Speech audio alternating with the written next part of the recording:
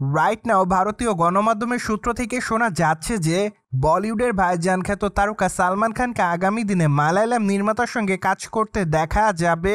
মূলত মালায়ালাম নির্মাতা মহেশ নারায়ণন 1970 থেকে 1990 দশকের প্রেক্ষাপট নিয়ে একটি থ্রিলার ঘরানার চলচ্চিত্র নির্মাণ করবে। মূলত সেই চলচ্চিত্রটিতে অভিনয় করতে দেখা যাবে বলিউডের ভাইজান সালমান খানকে। তাছাড়া আপাতত এই বিষয়টি সম্পূর্ণ চূড়ান্ত এমনটাই জানা যায় এক ঘনিষ্ঠ সূত্রের মাধ্যমে। পাশাপাশি অবশ্য আরও শোনা যাচ্ছে যে চলচ্চিত্রের শুটিংয়ের কাজটি 2026 সাল থেকে শুরু করা হবে। কিন্তু দুঃখের বিষয় এই যে চলচ্চিত্রের পর্দায় সালমান খানের বিপরীতে কে অভিনয় করবে তা অবশ্য এখনও চূড়ান্ত নয়। যদিও মাঝে অবশ্য গুঞ্জন শোনা গিয়েছিল যে চলচ্চিত্রের পর্দায় সালমান খানের সঙ্গে অভিনয় করতে দেখা যাবে সাউথ ইন্ডিয়ান চলচ্চিত্রের দর্শকপ্রিয় তারকা সাই পল্লবীকে।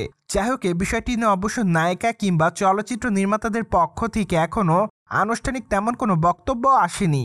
তাই তো এখনই বলা যাচ্ছে না সালমান খান এবং পরিচালক মহেশ নারায়ণনের আগামী চলচ্চিত্রটিতে সালমান খানের বিপরীতে কে অভিনয় করবে।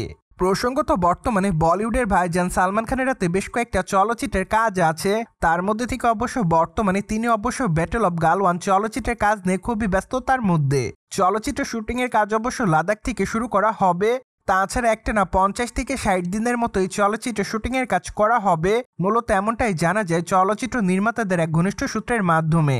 সেই সাথে অবশ্য চলচ্চিত্রের পর্দায় সালমান খানকে একজন আর্মির সোলজারের চরিত্রে অভিনয় করতে দেখা যাবে।